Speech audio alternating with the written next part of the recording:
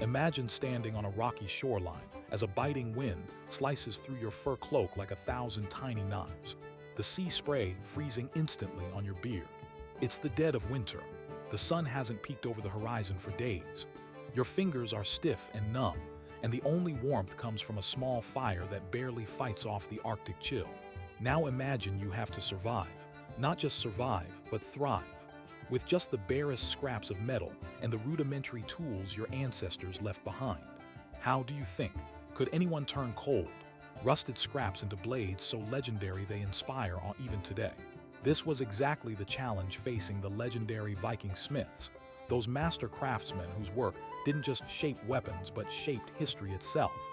This might be the strangest Viking survival trick you've never heard of. Forging epic blades from nothing but scrap metal, remnants of broken chainmail, shattered swords, even rusted farm tools melted down and transformed into weapons that could slice through rival shields like warm butter. It sounds impossible, right? How did they achieve such perfection in an era without science labs, 3D printers, or even the word steel sounding anything like industrial strength? Picture this. Over 1,000 years ago, under skies darker than any night you've known, those Viking smiths were working in tiny volcanic forges, their fires roaring at temperatures around 1,500 degrees Fahrenheit, hotter than your modern gas stove, but fueled by nothing more than charcoal and sweat. That fire was their secret weapon, their miniature sun. It was the heat that let them turn what looked like useless junk into something almost magical. Now, when we think of metals, we imagine hard, solid things you can't bend or break easily. But here's the twist. The Vikings were more alchemists than blacksmiths. They knew that if you heated scrap iron enough to just the right temperature and then hammered it, fast and hard, sometimes over 1,000 strikes per minute, you could squeeze out all the impurities, welding tiny layers together until the blade was stronger than any single piece of metal ever could be. Think of it like laminating layers of paper to build a super strong shield, except they were doing it with metal at red-hot temperatures, with a pounding rhythm only a skilled smith could sustain. It's a lot like how modern chefs fold buttery layers into croissants. Those multiple layers create a flaky, robust texture. Viking blades were layered, twisted, and folded hundreds of times, creating patterns not just beautiful to behold but critical to their strength and flexibility. Today, smiths and metalworkers call this pattern welding. But for the Vikings, it was art born from necessity. They turned scrap from broken tools or rusted weapons into blades with the toughness of modern high-carbon steel, sometimes reaching 0.6 to 1% carbon content. That's the sweet spot for steel to be hard yet flexible, perfect for cutting and surviving battle. But why scrape together scrap metal at all? Why not find pure iron ore? The answer lies in scarcity and environment. Viking territories, especially in Scandinavia, didn't always have easy access to rich iron deposits, and mining iron ore was harsh, slow, and sometimes downright impossible in the freezing tundra. So smart Viking forgers scavenged battlefield leftovers, worn-out equipment, even discarded nails and horseshoes. It was medieval recycling on a brutal, life-saving scale. Now, here's where it gets even cooler. The Vikings weren't just hammering junk into swords blindly. They had this exceptional ability to identify different types of scrap metals. High-quality iron versus brittle cast iron or low-quality slag, purely by sight, feel, and the sound metal makes when struck. To us, it might sound strange, but their knowledge rivaled any modern metallurgist's toolkit. They could judge by the color of the glowing metal or how it folded under their hammer whether it was worth the fire or better left behind. And speaking of fire, the forge itself was a marvel. A tiny but fierce combustion chamber, often no bigger than a household oven today, that breathed in air through bellows made from animal skins, pushing oxygen into the coals to reach those scorching 1,200 to 1,500 degrees Fahrenheit. Think of it like a 1,000-watt heater cranking non-stop, but instead of heating a room, it was transforming metal. All this hot air blasting into the forge meant the metal became malleable enough to merge, but not so hot it melted and turned to liquid. The Viking smiths carefully walked this chemical and physical tightrope with artistry earned through years of apprenticeship. And what about the shapes the steel took? Unlike the straight, uniform blades produced in modern factories at mass scale, Viking blades were intentionally varied with twists and ripples. This pattern welding wasn't mere decoration. It was a structural innovation, a medieval version of bubble wrap that added extra layers and air pockets, making blades more shock-absorbent and less likely to snap mid-battle. Imagine wielding a blade that could bend just enough not to break, but was hard enough to rip through an opponent's armor. Those patterns we admire in museums today weren't just for show. They were battle-proven resilience etched into steel. But all that metal and heat would be worthless without the final, crucial step, quenching. After hours of folding and pounding, the Vikings would plunge their blades into cold water or even oil. This sudden cooling hardened the steel almost instantly. It's very much like modern-day heat treatment used in construction or surgical tools manufacturing. Quenching could turn a pleasantly warm kitchen knife into a razor-sharp gladiator's dream. However, here's the catch: quenching could also make metal brittle, which is no good in a fight. That's why Viking smiths used tempering, gently reheating the blade to about 400–600 degrees Fahrenheit to reduce brittleness while keeping hardness. After tempering, they'd polish it using natural abrasives like fine sand or shark skin. Yes, shark skin. Smoothing the surface to a mirror shine so the blade wouldn't stick to its victim. It's fascinating to know that modern molecular scientists have examined these Viking blades and found microscopic layers of iron carbides and other complex compounds, confirming the Vikings had unintentionally mastered nanotechnology centuries before the term even existed. Their blades had tiny, reinforced areas a few nanometers thick. Talk about ancient advanced engineering disguised as medieval wizardry. And if you thought that was the end of it, think again. The Vikings also innovated in the design of the hilt and guard to balance the blade perfectly. Without balance, even the sharpest sword is a clunky mess. These craftsmen adjusted the weight distribution by embedding materials like bone, wood, and leather, giving the sword agility and reducing fatigue for warriors during brutal raids that could last hours in freezing snow and muck. But crafting legendary blades wasn't just about strength or sharpness. It was about survival and status. A blade wasn't simply a weapon. It was a lifeline, a symbol of honor, and a family heirloom that told stories of victories and valor. These blades weighed around 2 to 3 pounds, heavy enough to deliver serious blows, but light enough to swing rapidly.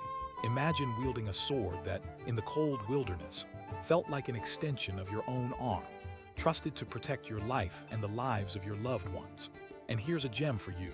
Many Vikings believed their swords had souls, and blacksmiths would often etch runes or symbols into the blades, hoping to bless the weapon in battle. This wasn't superstition alone, but a deep psychological edge. Carrying a sword named and blessed was like having a medieval version of today's Lucky Charms or personalized gear, a battle mindset advantage proven to enhance courage and focus under pressure.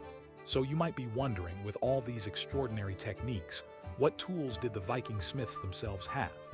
The answer might surprise you: relatively simple hammers, anvils, tongs, and their bellows. Nothing spellbinding, but combined with centuries of trial and error, plus an uncanny ability to read metal like a book. These instruments were extensions of their willpower and creativity. Their forges were smoky, cramped, often buried deep within caves or cliffside shelters to shield from wind and rain. Nature's own way to protect their fiery secrets. And it didn't stop there. The Vikings were also masters in maintaining their blades post-forging. Steel, especially in a damp northern climate, rusts quickly. So these warriors regularly oiled their weapons with animal fats mixed with aromatic herbs. This concoction acted like nature's Gore-Tex, waterproofing blades and keeping them battle-ready. Some smiths even designed sheaths lined with wool or leather, treated in special ways to wick away moisture. Medieval moisture control systems, designed with a level of sophistication that would make today's outdoor gear companies jealous. But despite all these innovations, success was never guaranteed. Blades broke, battles were lost, and smiths faced the grim reality of starting over with whatever scrap could be salvaged. Each blade was a gamble, a miracle born from hard labor, smelly smoke, and fiery passion.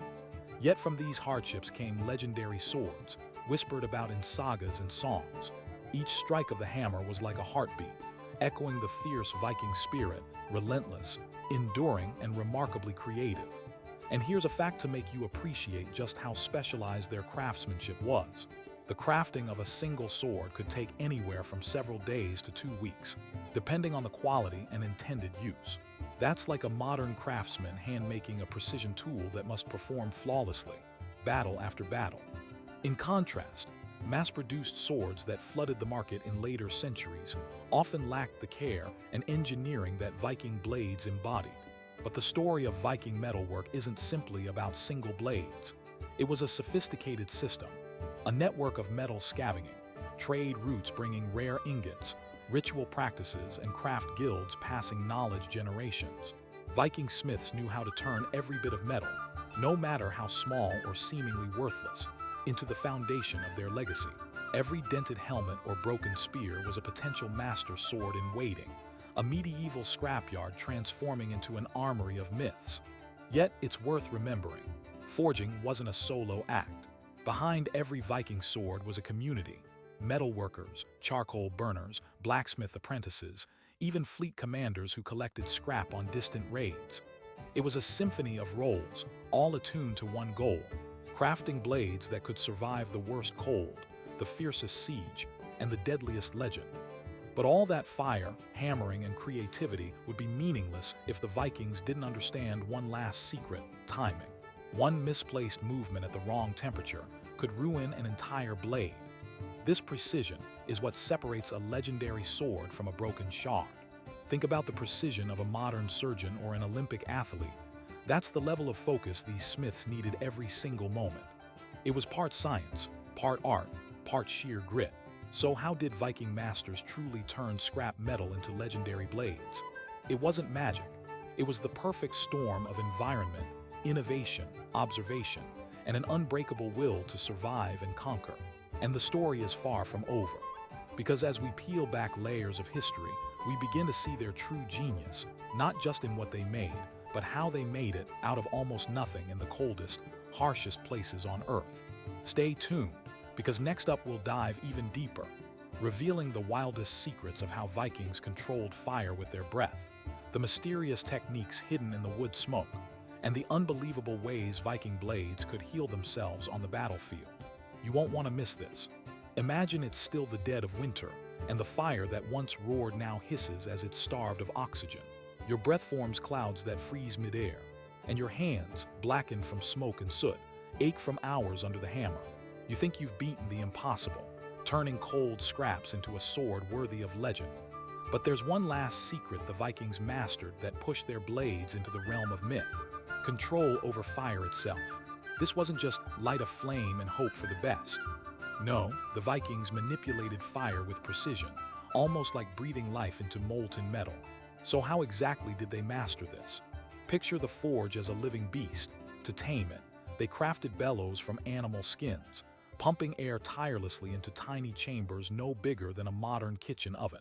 This gush of oxygen spiked the temperature to a searing 1,400 to 1600 degrees Fahrenheit, hotter than a wood-burning pizza oven, and nearly as intense as the surface of a volcano's lava pocket. This airflow meant the metal inside wouldn't simply burn away, but instead reached a malleable state critical for welding layers together. Think of it like a 1,000-watt heater, but instead of warming a room, it turned scrap iron into instruments of survival. But here's where things get wild. The Vikings weren't just blowing more air. They controlled the rhythm of their bellows like a heartbeat.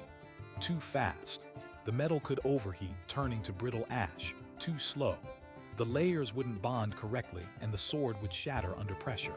It was a dance with fire that required an intuition born of years, sometimes decades of apprenticeship.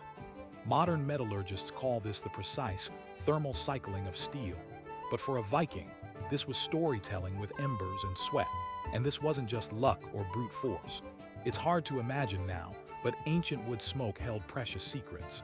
The smoke from specific woods like birch or oak infused tiny amounts of carbon and other rare elements into the air around the forge, effectively doping the metal with natural additives. Think of it like seasoning your food on the grill, but instead, it was seasoning the very molecular structure of the blade. This ancient, smoky alchemy helped the iron absorb carbon better, pushing the blade's hardness inch by inch closer to modern high-grade steel.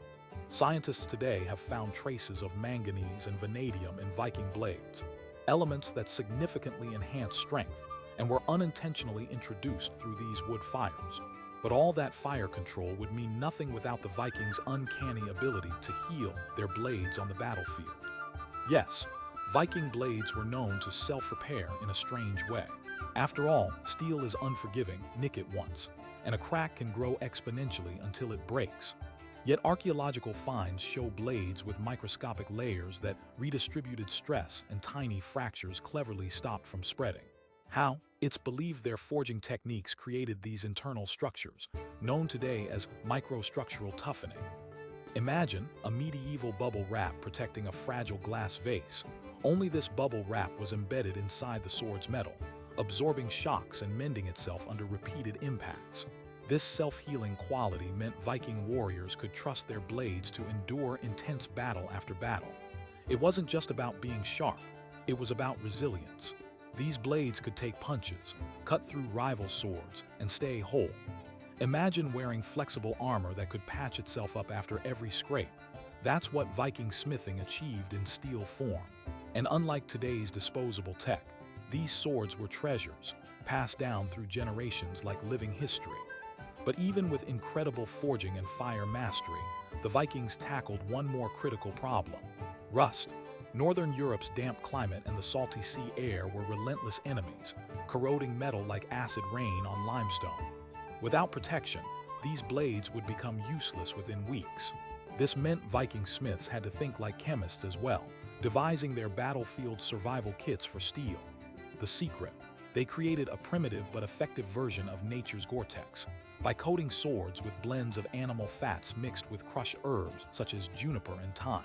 This mixture formed a waterproof layer that locked moisture out, trapping the blade in a shield of grease and aroma. Imagine slathering on a balm every day that not only stopped rust, but stung the nose of any enemy coming close with its pungent bouquet. These potions were applied religiously, especially before long voyages or battles, turning swords into unnatural familiars of their warriors.